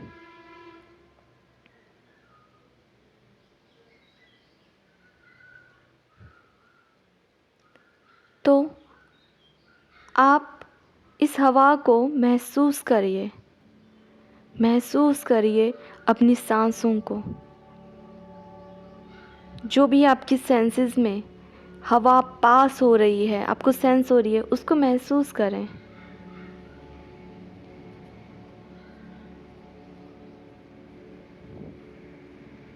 अब धीरे से अपनी आंखें खोल लीजिए। तो देखिए, अभी 2-3 मिनट के लिए जब तक हमारी आंखें बंद थी, हमने उस हवा को महसूस किया, अपनी सांसों पे हमने ध्यान केंद्रित किया, तो हमें पता चला कि हाँ, हवा ज़रूरी है। और वो हवा दिखती नहीं है, आप आँख खोल के देखोगे तो हवा दिखेगी नहीं, बट हाँ, जब आप आँख बंद करोगे या ऐसे भी आप उसे महसूस कर सकते हो। तो ये एक अनसीन चीज़ है, अनदेखी है ये। आप इसे देख नहीं सकते हो, आप इसे महसूस कर सकते हो। तो ये जो आज का चैप्टर है, ये आपको अनसीन पे विश्वास करने की शक्ति बता रहा है। तो ये आज आपको एक मैसेज दे रहा है कि अनसीन पे विश्वास करो, अनदेखे पे विश्वास करो, उस पे ध्यान लगाओ, उसके बारे में सोचो, उसके लिए ग्रेटफुल हो जाओ। देखो, अगर ये चैप्टर पहले आ गया होता तो शायद आप इसे इतने डीपली समझ ही नहीं पाते। क्यों? क्योंकि हमारी जो ज़रूरतें हैं वो मोस्टली यही रहती हैं कि मुझे घर लेना है, गाड़ी लेनी है, फ़ोन लेना है, नौकरी पानी है, या अपने रिश्ते सुधारने हैं किसी के साथ, शादी करनी है, अपने बच्चों की पढ़ाइयाँ करनी हैं, या ये हो सकता है कि अपने शरीर में कुछ बदलाव लाने हैं, कुछ भी हो सकता है। तो जब तक आपकी फ़िज़िकल वर्ल्ड में आपकी ज़रूरतें पूरी नहीं होंगी, तब तक आपका ध्यान अंदर नहीं जा पाएगा। कॉमनली यही होता है, जब तक हमें बाहर हमारी जो विशेज़ हैं, जो हमारी ज़रूरत की चीज़ें हैं, जो हमें ऐसा लगता है कि ये बहुत ज़रूरी हैं, ये बहुत ज़रूरी हैं, जब तक वो विशेज़ पूरी नहीं होती हैं, आप स्पिरिचुअल वर्ल्ड में पूरी तरह से नहीं घुस सकते हो। इसको इस तरह समझिए, अगर आप भूखे हो, ठीक है, अब भूखे हो, आपने बहुत टाइम से, बहुत दिनों से खाना नहीं खाया है, तो आप क्या ध्यान कर पाओगे? क्या आप राम नाम ले पाओगे? क्या आप भजन कीर्तन कर पाओगे? नहीं। आपका ध्यान ज़्यादातर कहाँ रहेगा? या तो अपनी भूख पे, प्यास पे, है ना, कि भोजन मिल जाए, भोजन मिल जाए, भोजन मिल जाए तो अच्छे से भजन भी करूँ। तो ये जो चीज़ें हैं ना, ये ज़रूरी हैं, और जब तक इससे आपका पेट नहीं भरेगा, ये आपकी ज़िंदगी में नहीं आएंगे ना, तब तक आप ये जो गहराई अब के चैप्टर्स में है, आज के चैप्टर में है, शायद आप उसको समझ भी ना पाओ। इसलिए ये चैप्टर जो है वो लास्ट जैसे में दिए गए हैं। अभी 23 नंबर पे ये चैप्टर आया है। ये पहले भी तो बोल सकते थे कि हवा के लिए ही तो शुक्राना करना है, हवा के लिए ही तो ग्रैटिट्यूड फील करना है, पर आप तब ये नहीं समझ पाते। क्यों? क्योंकि आपकी फ़िज़िकल वर्ल्ड में जो भी चीज़ें हैं जो अभी तक आपके पास नहीं है, आपकी जो उलझन है वो तो उन्हीं में ही है, आप उन्हीं में उलझे हुए हो। आप तो चाहते हो कि पहले वो मुझे मिल जाए, वो मुझे मिल जाए, जब वो मिल जाएगा तब मैं कुछ सोचूंगा। इसलिए अब ये चैप्टर आया है ताकि आप अपने अंदर जाएं, इन चीज़ों को महसूस करें, इन चीज़ों के लिए ग्रैटिट्यूड फील करें जो आपको दिख नहीं रही है, जो अनदेखी हैं। तो अनसीन पे विश्वास करना बहुत बड़ी बात होती है, और हर कोई इस पे विश्वास नहीं कर पाता है, पर हमें विश्वास करना है। क्यों? क्योंकि हमें उस मैजिकल वर्ल्ड में जाना है। हम कोई कॉमन पर्सन नहीं है। अब हम लॉ ऑफ अट्रैक्शन जानते हैं, हम मैजिक बुक के प्रैक्टिशनर हैं, हम ये जानते हैं कि कैसे ग्रैटिट्यूड फील किया जाता है। हम जब ये सब इतनी सारी चीज़ें जानते हैं, खुद पे काम कर रहे हैं, तो हम कॉमन पर्सन नहीं हैं अब। तो हमें अनसीन पे विश्वास करना है, ठीक है। और कैसे किया जाता है वो आज के चैप्टर में भी हमें पता चलेगा। पहले मैग्निफिसेंट आउटकम वाले उस चैप्टर में भी हमें पता चला कि जो अभी हुआ नहीं है, अनएक्सपेक्टेड चीज़ें हैं, उसके लिए पहले से ग्रैटिट्यूड फील करना, ठीक है। तो ये सब चीज़ें जिनको आज तक हम फॉर ग्रांटेड ले रहे थे, वो सब चीज़ें, उनके लिए अब हमें ग्रैटिट्यूड फील करना है, ठीक है। और ज़िंदगी में मैंने कहीं पे ये पढ़ा था कि सबसे ज़्यादा महंगी चीज़ें जो होती हैं वो यही हैं, जैसे कि हवा, पानी, सनलाइट, शांति, खुशी, नींद, हमारी सांसें। ये कुछ ऐसी चीज़ें हैं जो सबसे ज़्यादा महंगी हैं और जिनके बारे में हम सबसे कम सोचते हैं, जिनको हम फॉर ग्रांटेड लेते हैं। पर इस चैप्टर को पढ़ने के बाद अब से नहीं, अब हम इनको हमेशा टॉप पे रखा करेंगे, ठीक है। तो आगे पढ़ते हैं। फिर आगे रोंडा बहन कह रही हैं, जब आपको यह एहसास हो जाता है कि ये सारी चीज़ें संयोग नहीं हो सकती और पृथ्वी पर तथा पृथ्वी के चारों ओर के हर छोटे से छोटे तत्व का संतुलन हमारा समर्थन करने के लिए आदर्श सामंजस्य में है, तो आप जीवन के लिए कृतज्ञता का ज़बरदस्त एहसास महसूस करेंगे, क्योंकि यह सब आपको कायम रखने के लिए किया गया है। वह जादुई हवा जिसमें आप सांस लेते हैं प्रकृति का मजाक या संयोग नहीं है। जब आप ये सोचते हैं कि सृष्टि में हमारी खातिर हवा उत्पन्न करने के लिए कितनी विराट व्यवस्था की आवश्यकता थी और फिर आप सांस लेते हैं, तो शरीर में सांस खींचना आश्चर्य बन जाता है। तो वो यही कह रही हैं कि जब आप ना इस बारे में सोचते हैं, समझते हैं इस चीज़ को और ये जान लेते हैं कि ये संयोग नहीं है, ये ऐसे ही सब कुछ नहीं हो रहा है एक्सीडेंटली, कोइंसिडेंटली, ये सब कुछ किया गया है। किसके लिए? हम सबके लिए, जो भी इस धरती पे रह रहे हैं। तो जो भी चीज़ें हैं जिस वजह से हम ये सांस ले पा रहे हैं, हर एक चीज़, अगर आप ये मानो कि जो पेड़ होते हैं वहाँ से हमें ऑक्सीजन मिलती है, ठीक है, तो वो पेड़ कैसे लगते हैं? उसके लिए भूमि चाहिए होती है, सनलाइट चाहिए होती है, जिसमें कि फोटोसिंथेसिस से वो जो पेड़ होते हैं वो अपना भोजन बनाते हैं, जिससे उसकी ग्रोथ होती है। भूमि से उनको वाटर मिलता है, मिनरल्स मिलते हैं, खाद मिलती है, वो सब मिलता है। हवा चाहिए होती है टाइम टू टाइम, है ना। तो ये सब चीज़ें चाहिए होती है, तभी तो एक पेड़ फलता फूलता है और हमें ऑक्सीजन दे पाता है। तो ये सब चीज़ें जो काम करें, जैसे सीज़न का बदलना, रात दिन होना, ये सारी की सारी चीज़ें हमारे लिए तो काम कर रही हैं और इसी वजह से तो हमें ऑक्सीजन मिल पा रही है। जब आप ये सोचना समझना शुरू कर देते हो ना, तब और ये ग्रैटिट्यूड में आप क्या आ जाता है, आप इसके लिए ना शुक्राना करना शुरू कर देते हो, कृतज्ञता महसूस करते हो और फिर उस कृतज्ञता को फील करते करते सांस लेना शुरू करते हो ना, फिर आपको नहीं बहुत ज़्यादा मिरेकुलस लगता है। आपको लगता है कि यार ये कितना बड़ा वंडर है ना लाइफ का, कि हम सांस ले पा रहे हैं और ये सब चीज़ें हमारे लिए काम कर रही हैं, हर एक चीज़, ठीक है। आगे वो कहती हैं, हम एक के बाद एक सांस लेते जाते हैं और कभी इस तथ्य के बारे में सोचते भी नहीं हैं कि हमारे सांस लेने के लिए हवा हमेशा मौजूद रहती है। बहरहाल ऑक्सीजन हमारे शरीर के सबसे प्रचुर तत्वों में से एक है और जब हम सांस लेते हैं तो यह हमारे शरीर की हर कोशिका को पोषण देती है ताकि हम जिंदा रह सकें। हवा हमारे जीवन का सबसे कीमती उपहार है, क्योंकि इसके बिना हम में से कोई भी चंद मिनटों से अधिक जीवित नहीं रह सकता।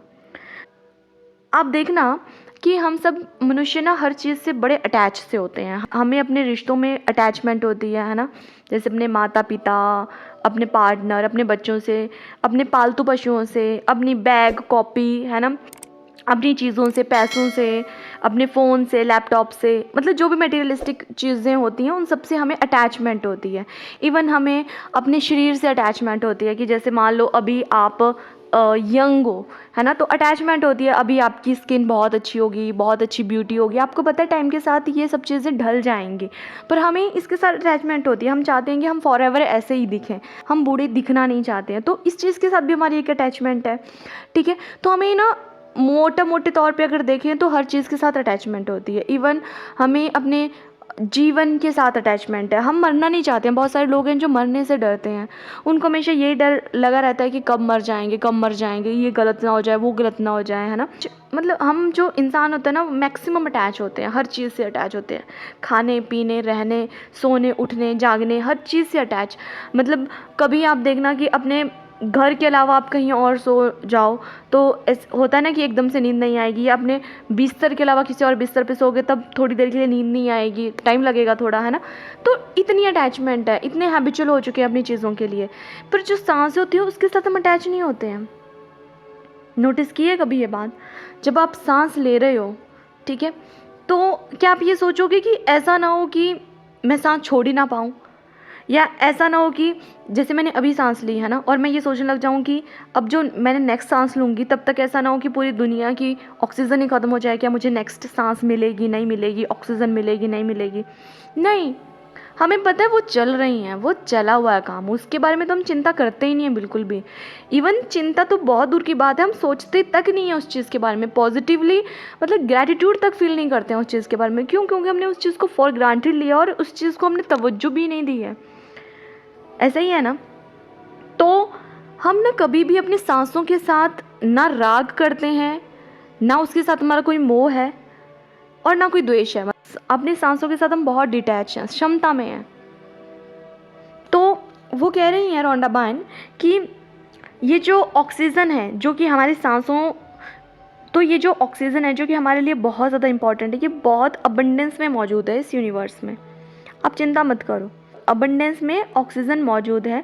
और ये सोचो कि ये जो ऑक्सीजन जब हम अपने सांसों के थ्रू अंदर लेते हैं, तो ये जो हमारे सेल्स होते हैं, हमारे शरीर में जो भी अंदर काम कर रहा है, हमारा शरीर का जो भी सिस्टम होता है, वो उन सब का भोजन है ये सांसें।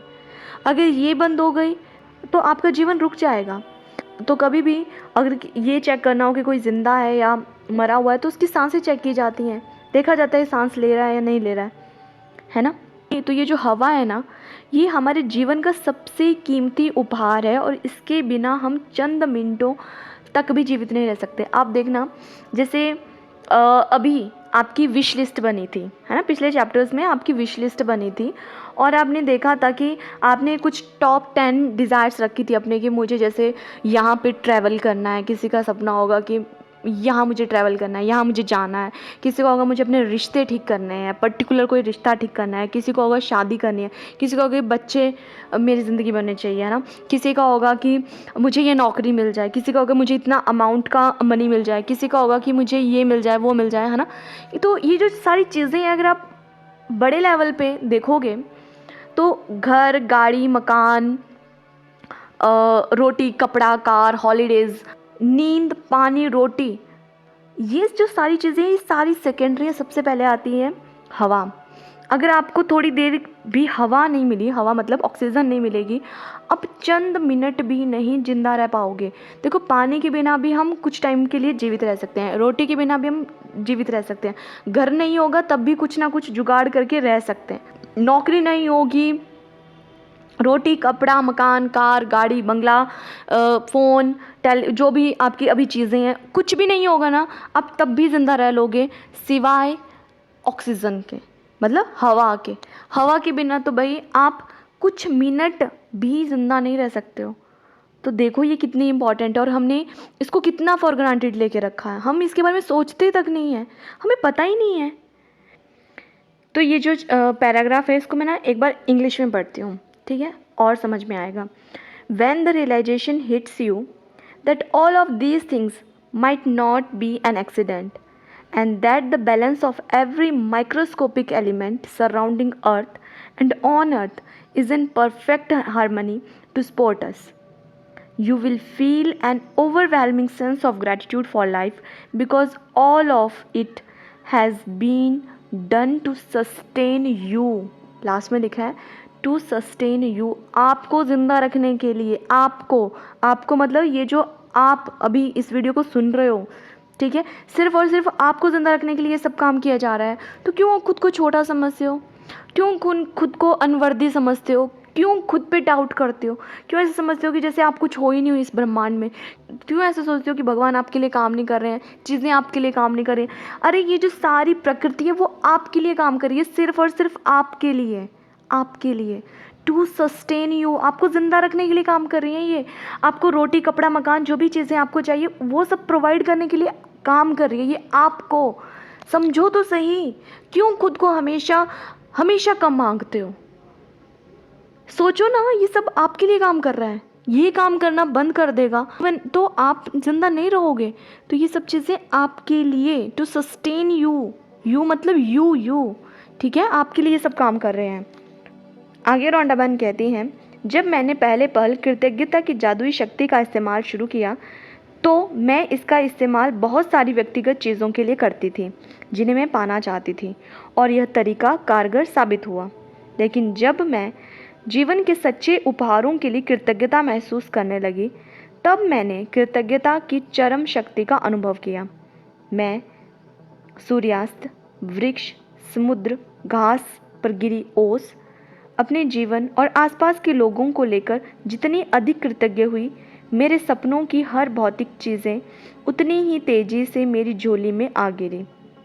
मैं अब समझती हूँ कि ऐसा इस तरीके से क्यों हुआ। जब हम जीवन और प्रकृति के कीमती उपहारों के लिए सचमुच कृतज्ञता महसूस करते हैं, जैसे वह जादुई हवा जिसमें हम सांस लेते हैं, तो हम कृतज्ञता के सबसे गहरे स्तर पर पहुंच जाते हैं। और जिसके पास भी कृतज्ञता की इतनी अधिक गहराई होती है, उसे पूर्ण समृद्धि मिलना तय है। तो रोंडाबन अपने बारे में बता रही हैं कि जब उन्हें ना ग्रैटिट्यूड की इस मैजिकल पावर के बारे में पता चला तो सबसे पहले जो भी पर्सनल थिंग्स थी, व्यक्तिगत चीज़ें थी, उनको अपनी ओर अट्रैक्ट कर उनको पाने के लिए मैंने इसे यूज़ किया। जैसे कि अभी जितने भी हमने पहले के चैप्टर पढ़े ना, उसमें हम वही फिज़िकल फॉर्म में जो भी चीज़ें होती हैं, रिश्ते नाते, कोई चीज़ अगर आपको चाहिए तो वो कैसे अट्रैक्ट करनी है, पैसे कैसे अट्रैक्ट करने हैं, करियर में अगर आपको कुछ चाहिए तो वो कैसे अट्रैक्ट करना है ना, वो सब हम सीख रहे थे। तो हमने भी वही सब सीखा, अब वही सब सीखा तो उसी पे काम कर रहे थे, तो उसी को अट्रैक्ट कर रहे थे। तो वो भी कह रही हैं कि पहले मैं ना जो अपनी ग्रेटिट्यूड की पावर है वो अपनी पर्सनल थिंग्स पे मैंने लगाई। फिर जैसे जैसे मैं आगे बढ़ती गई और मुझे ग्रेटिट्यूड के बारे में पता चला, तो मुझे पता चला कि अरे यार, जीवन के सच्चे उपहार तो ये सब चीज़ें हैं जो प्रकृति मुझे दे रही है। जैसे कि उन्होंने बताया सनसेट, सनराइज़, वृक्ष, समुद्र, नदियाँ, ये सब जो प्राकृतिक तौर पे आपको मिलते हैं, पेड़ पौधे, पत्थर, मिट्टी, आपके जीव जंतु, जो जिनके लिए आप कुछ नहीं कर रहे हो बट वो मौजूद हैं, वो आपके लिए मौजूद हैं। अब देखो, जैसे फूड वेब, हम सब ने पढ़ा है ना कि फूड वेब होता है, एक फूड चेन बनती है। तो देखो, हर एक का अपना अपना रोल है। शेर का अपना रोल है, चूहे का अपना रोल है, चींटी का अपना रोल है, हाथी का अपना रोल है, व्हेल का अपना रोल है, मगरमच्छों का अपना रोल है, जो एल्गी होता है उसका अपना रोल है, पानी का अपना रोल है, हवा का अपना रोल है, सनसेट का अपना रोल है, सनराइज़ का अपना रोल है ना, दोपहर का अपना रोल है, रात का अपना रोल है, दिन का अपना रोल है, चांद का अपना रोल है, चांदनी का अपना रोल है, तारों का अपना रोल है। हर किसी का कोई ना कोई रोल है, और हर कोई जो भी काम कर रहा है वो सिर्फ़ और सिर्फ आपके लिए काम कर रहा है, to sustain you, to giving you aliveness. आपको जीवित रखने के लिए जो भी आपकी मूलभूत चीज़ें हैं उनको जीवित रखने के लिए, उनको आप तक पहुंचाने के लिए हर चीज़ काम कर रही है। तो उन्होंने कहा कि मुझे बाद में ना ये सब चीज़ें समझ में आई, और फिर धीरे धीरे मैं हर चीज़ के लिए, प्रकृति में जो भी चीज़ें मौजूद हैं जिनको आज तक मैं तवज्जो नहीं देती थी, उन सब चीज़ों के लिए मैं ग्रेटफुल होने लगी। और धीरे धीरे जो भी मेरे आसपास लोग हैं उनके लिए मैं ना डीपली ग्रैटिट्यूड फील करने लगी। और जैसे ही मैंने ये सब करना शुरू किया, मैं डीपली, गहराई से हर चीज़ के प्रति ग्रैटिट्यूड फील करने लगी। मेरे सपनों को तो ऐसी उड़ान लगी, ऐसे रॉकेट स्पीड मिली उनको कि हर मेरा सपना पूरा हुआ, और हर एक सपना मेरी झोली में आकर खुद गिरा। तो वो यही कह रही हैं, ये जो हमें जीवन में, प्रकृति में जो भी उपहार मिले हैं, जो कीमती उपहार मिले हैं, जैसे कि हवा, इनके लिए कृतज्ञता महसूस करो, और जितने अधिक गहराई से आप इसे महसूस करोगे, आपको ये पूर्ण समृद्धि मिलना, पूर्ण समृद्धि मतलब एब्सोल्यूट अबंडेंस मिलना, अरे भाई वो तो तय है, आप फील तो करो ना, ठीक है। तो आगे वो बता रही हैं कि कैसे अब इस प्रैक्टिस को करना है। तो वो कह रही हैं, आज ज़रा ठहरें और उस सुखद हवा के बारे में सोचें जिसमें आप सांस लेते हैं। चेतन होकर 5-5 बार सांस लें और शरीर के भीतर हवा के प्रवाहित होने की भावना महसूस करें। फिर सांस बाहर निकालने के आनंद को अनुभव करें। आज 5 गहरी सांसें लें और छोड़ें। यह काम 5 अलग अलग समयों पर करें और जब आप 5 बार सांस लेकर छोड़ दें तो जादुई शब्द, क्या है वो जादुई शब्द? उस जादुई हवा के लिए धन्यवाद जिसमें मैं सांस लेता हूँ, कहें। जिस हवा में आप सांस लेते हैं उसे कीमती जीवनदायी हवा के लिए सचमुच अधिकतम कृतज्ञ बने। तो वो ये कह रही हैं, आज आपने क्या करना है कि आपने अपने दिन में कोई भी 5 टाइम देख लो, जब आप फ्री होते हो तो थोड़ी देर के लिए पॉज लो, ठीक है। 5 अलग अलग टाइम ये करना है। जैसे मान लो अभी आप सुन रहे हो, एक बार अभी कर लेना, उसके बाद आप थोड़ी देर बाद जब भी फ्री होंगे तब ये कर लेना। इस तरह से आपको ना पूरा दिन कोई 5 टाइम ये काम करना है, ठीक है। जैसे सुबह कर लिया, शाम को कर लिया, बीच में जब आपको टाइम लगता है, जब याद आ गई कि हाँ हमें ये काम करना है, तो ये ना आपको याद रखना पड़ेगा अब। क्यों? क्योंकि सांसें तो हम ले रहे हैं और आज तो हमें पता चल गया कि इससे कीमती तो भाई कुछ नहीं है, कुछ भी इससे कीमती नहीं है। अगर सांस आना बंद हो गया तो आपका तो मिनटों में काम हो गया, फिर तो सब ख़त्म यहीं पे ही। रिश्ते नाते, ये सारे गहने जेवर, सोना चांदी, घर गाड़ी नौकरी, सब यहीं का यहीं रह जाएगा।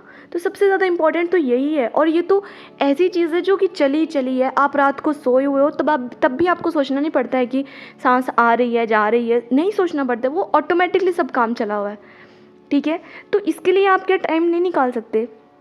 निकालना है अब इसके लिए टाइम। क्यों? क्योंकि अब हम इसकी इम्पोर्टेंस पता चल गई है।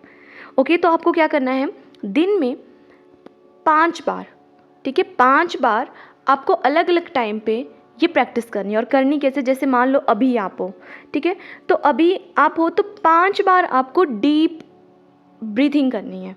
ओके, डीप ब्रीथिंग का अभी हमने करके देखी कैसे किया था कि एक तो अपनी आंखें बंद कर लेना जब भी डीप ब्रीथिंग करनी होगी। थोड़ी देर की तो बात है, आंखें बंद कर ली, क्योंकि आंखें खुली रहेगी ना तो मन ना आगे पीछे भटकेगा, आगे पीछे वाली जो भी चीज़ें होंगी उन पे मन जाएगा। तो वो जो ध्यान हम लगा रहे थे अपनी सांसों पे, इस हवा पे, जो ग्रेटिट्यूड फील कर रहे थे, वो फिर भटक जाएगा, पूरी तरह से उस पर कंसंट्रेट नहीं कर पाएंगे। इसलिए आंखें बंद कर लेना। जैसे भी आपको बैठ के करना है, खड़े होकर करना है, जैसे भी करना है आप वैसे करें, बस आंखें बंद कर लें। और उस टाइम 5 बार आपको डीप ब्रीथिंग करनी है। डीप ब्रीथिंग कैसे करनी होती है? अपने नाभि तक आपको सांस खींचनी है और जब सांस अंदर लोगे तो आपका ये जो पेट है वो बाहर को फूलेगा और जब सांस छोड़ोगे तो ये पिचक जाएगा, ये अंदर की ओर जाएगा, ठीक है। आप अभी खुद को एक बार नोटिस करना कि जब आप सांस ले रहे हो ना, तो आप देखना कि नॉर्मली हमारा ना मैक्सिमम लोगों का पेट ऊपर नीचे नहीं होता है। क्यों? क्योंकि हम ना इतने जल्दी में फास्ट सांसें ले रहे होते हैं कि हम अपनी छाती तक की सांस लेते हैं, डायफ्राम तक की सांस लेते हैं, डीप ब्रीथिंग तो करते ही नहीं है।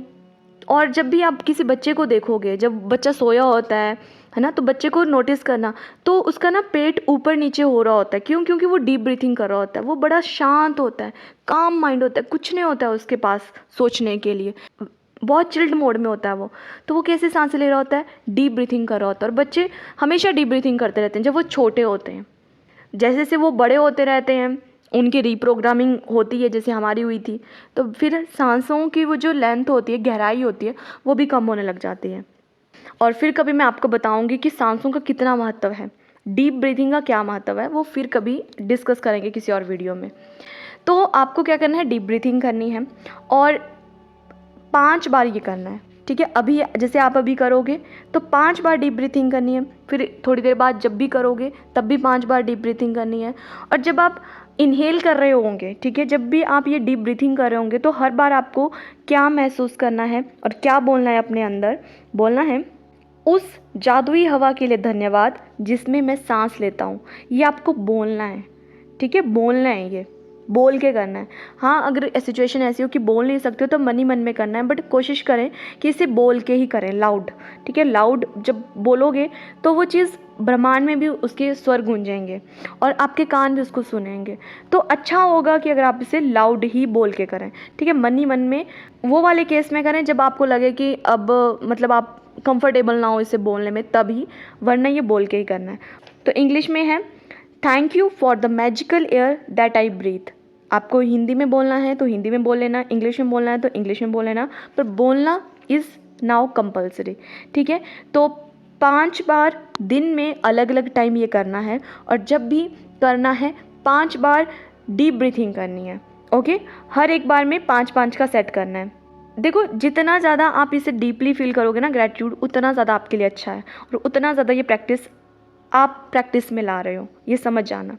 ठीक है, तो आगे रौंडाबान कहती हैं, सबसे अच्छा यह रहेगा कि आप यह जादुई अभ्यास खुले में करें, ताकि ताज़ी हवा की भव्यता को सचमुच महसूस कर सकें और उसकी कद्र कर सकें। यदि यह संभव न हो तो इसे घर के भीतर ही करें।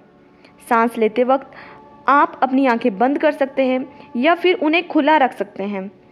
आप इसे तब भी कर सकते हैं जब आप पैदल चल रहे हों, लाइन में खड़े होकर इंतज़ार कर रहे हों, शॉपिंग कर रहे हों, या जहाँ चाहे वहाँ कर सकते हो। महत्वपूर्ण बात यह है कि आप हवा के शरीर के भीतर जाने और बाहर निकलने की भावना को पूरी तरह चेतन होकर महसूस करें। उस तरह सांस लें जिस तरह आप सामान्य तौर पर लेते हैं, क्योंकि यह जादुई अभ्यास आपके सांस लेने के बारे में नहीं है, बल्कि जिस हवा में आप सांस लेते हैं उसके प्रति आपकी कृतज्ञता के बारे में है। यदि अधिक गहरी सांस लेने में आपको अधिक कृतज्ञता महसूस करने में मदद मिलती हो तो वैसा करें। यदि कोई आवाज़ निकालने से मदद मिलती हो तो वैसा करें। यदि सांस छोड़ते समय मन ही मन जादुई शब्द कहने में मदद मिलती हो तो वैसा कर लें। यदि आप चाहें तो इस अभ्यास को भविष्य में करते हुए यह कल्पना भी कर सकते हैं कि हर सांस के साथ आप कृतज्ञता को अंदर खींच रहे हैं और शरीर में भर रहे हैं। तो रौंडाबान कह रही हैं कि ये जो आज की प्रैक्टिस है ना, मैजिकल प्रैक्टिस, इसको आप खुले में करें, ओपन एरिया में, क्योंकि ओपन एरिया में आपको फ्रेश एयर मिलेगी। ठीक है, अगर जाना पॉसिबल ना हो तो अंदर भी कर सकते हैं। अंदर क्या होगा, जैसे फ़ैन चला होगा, एसी होगा, तो वही एयर सर्कुलेट कर रही है, इसलिए कोशिश करें कि खुले में ही करें। ओके, नहीं हो तो अंदर कर सकते हैं। दूसरा, वो कहती हैं कि क्लोज़ आइज़ के साथ भी कर सकते हैं, ओपन आइज़ के साथ भी कर सकते हैं, तो जैसा भी आपको कंफर्टेबल लगे। क्लोज़ आइज़ के साथ क्या होता है कि ज़्यादा डीपली वो चीज़ फील होती है, तो इसलिए मैं रिकमेंड करती हूँ पर्सनली कि क्लोज़ आइज़ के साथ करें। ठीक है, बट हाँ, कई बार पॉसिबल ना हो तो आप खुले के साथ भी कर सकते हैं, सेम ही होगा। अब डिपेंड करता है पर्सन टू पर्सन, तो जैसा आपको ठीक लगे वैसा करें। और उन्होंने कहा कि देखो, इसके लिए अलग से टाइम निकालने की ज़रूरत नहीं है कि अलग से बैठोगे तब करोगे। आप कुछ भी करो, आप पैदल चल रहे हो, चलते चलते महसूस कर लें, महसूस तो करना है वो। ठीक है, शॉपिंग कर रहे हो तब महसूस कर लो, कुछ काम कर रहे हो, खाना बना रहे हो, किचन में काम कर रहे हो, ठीक है, पढ़ाई कर रहे हो, अभी बैठ के सुन रहे हो, इसे महसूस करें। सांस तो आप ले ही रहे हो, जब सांस लेने के लिए अलग से टाइम नहीं निकालना पड़ता, अलग से सोचना नहीं पड़ता, तो ग्रेटिट्यूड फील करने के लिए क्या अलग से सोचना। एक और बात उन्होंने कही कि देखो, जैसी आपकी नेचुरल ब्रीथिंग अभी चली है, जैसे आप सांस ले रहे हो, जैसे मैंने आपको कहा ना कि कई बार हम ना शैलो ब्रीथिंग कर रहे होते हैं मैक्सिमम हम, ठीक है, डायफ्राम तक की हम सांसें ले रहे होते हैं, छाती तक की। तो जैसे भी आप सामान्य तौर पे सांसें ले रहे हो, चाहे वो छोटी सांसें हो, लंबी सांसें हो, जैसे भी ले रहे हो, बस वैसे ही लेते रहें। ठीक है, और फील करें। ठीक है, अगर आपको लगता है कि हाँ, शैलो ब्रीथिंग करते करते, जैसे नॉर्मल आपकी सांसें हैं, सांसें आप ले रहे हो, वैसे करते करते आप ग्रेटिट्यूड फील कर पा रहे हो तो वैसे कर लो।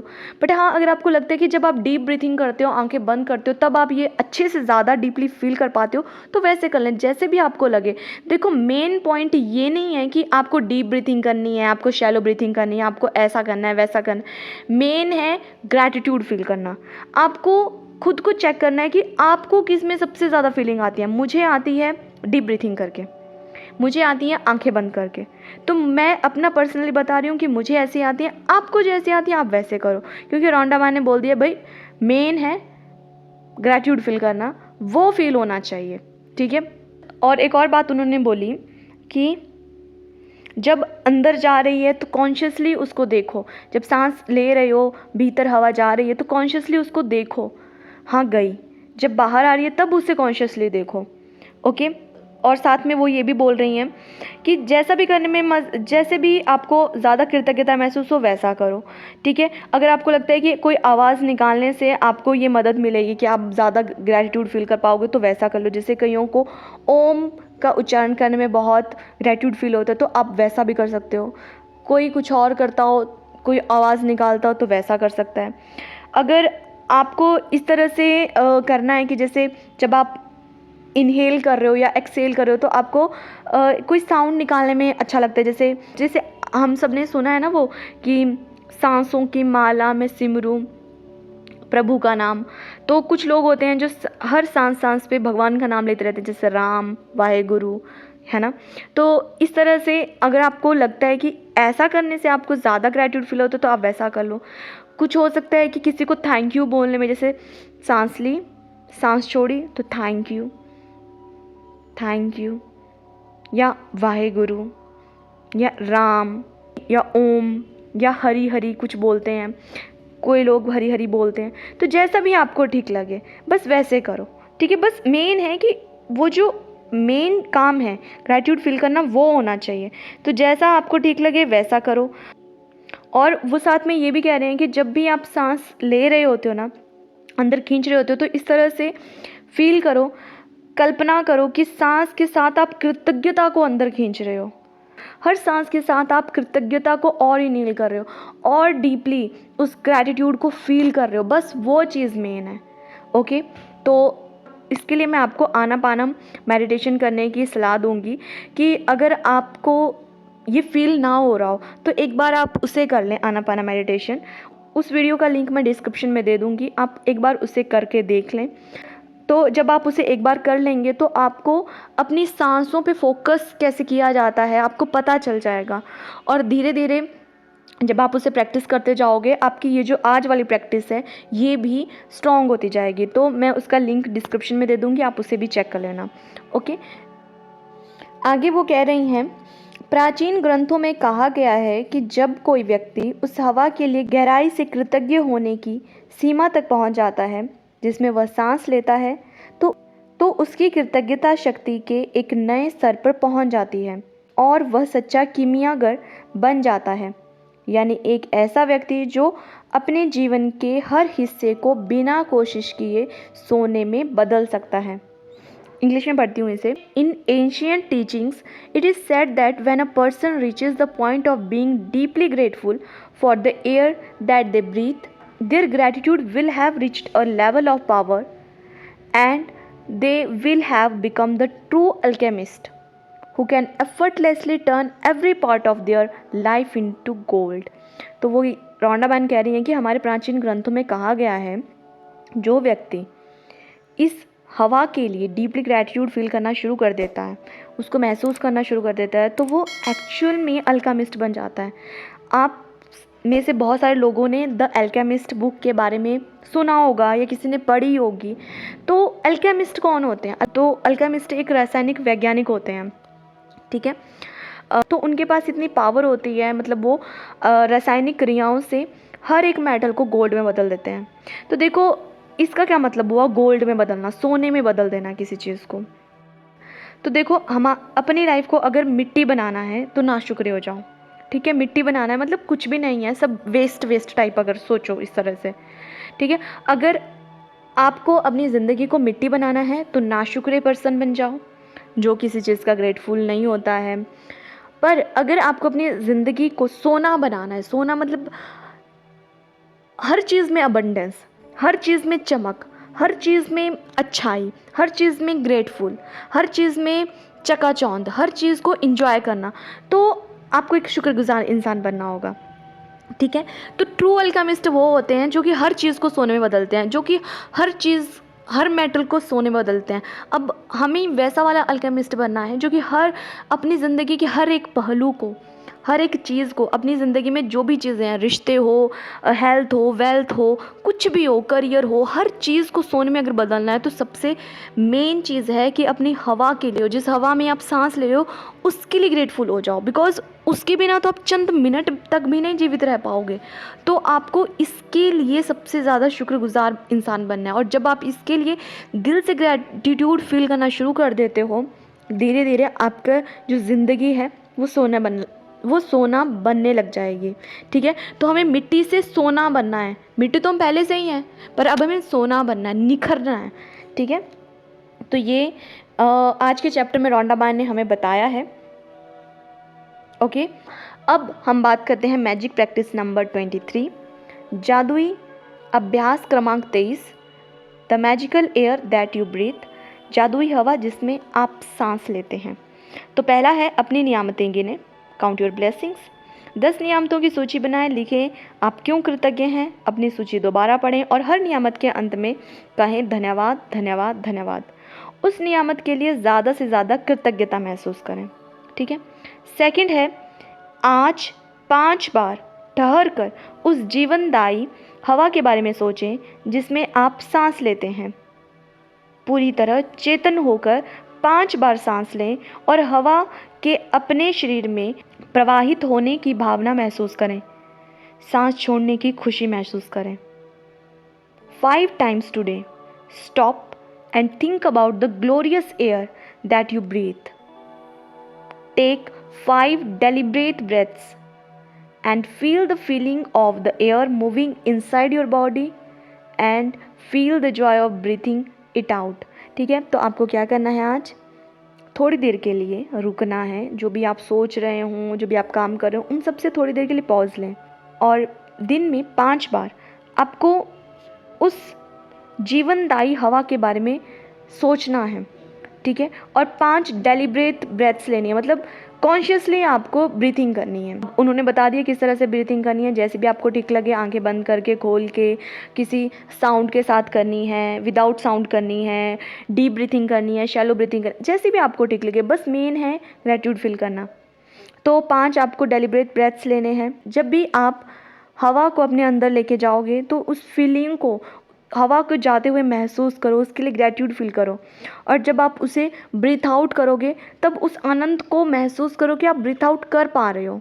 ठीक है, थर्ड है जब आप 5 बार सांस लेकर छोड़ दें तो जादुई शब्द कहें, उस जादुई हवा के लिए धन्यवाद जिसमें मैं सांस लेता हूँ। जिस हवा में आप सांस लेते हैं उसे कीमती जीवनदायी हवा के लिए अधिकतम कृतज्ञता महसूस करें।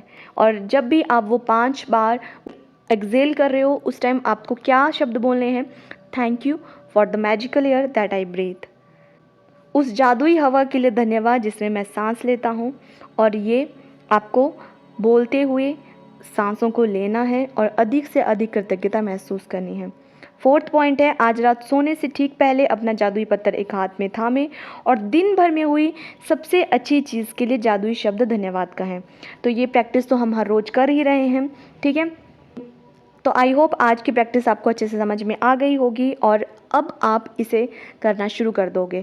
तो अब हमें अपनी हर सांस पे शुक्राना करना है, अपनी हर एक सांस का शुक्राना करना है। देखो ये जो हमारी सांसें होते हैं ना, इसमें हमारे कर्मों का लेखा जोखा होता है। इसलिए बोलते हैं कि सांसों की माला पे सिमरूं मैं प्रभु का नाम।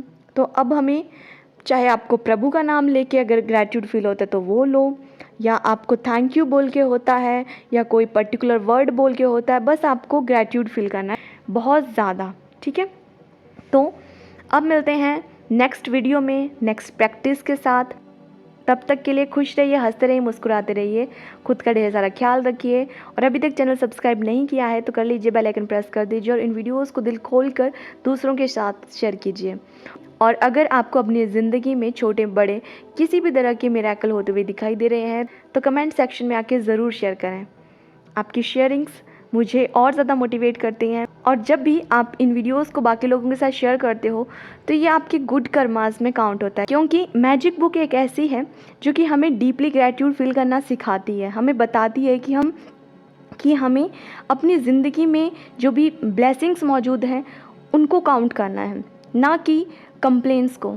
तो ज़्यादा से ज़्यादा शेयर करें और खुद पे काम करें और अपनी शेयरिंग्स कमेंट सेक्शन में करते रहें। यूँ ही अपना प्यार बनाए रखें, इस मैजिकल जर्नी में जुड़े रहें और खुद पे ढेर सारा काम करते रहें। तो मिलते हैं नेक्स्ट वीडियो में। तब तक के लिए अपना बहुत सारा ध्यान रखिए, खुश रहिए, मुस्कुराइए और जादू को अपनी ज़िंदगी में और फैलाते जाइए। और अंत में मेरे साथ कहिए, सबका मंगल हो।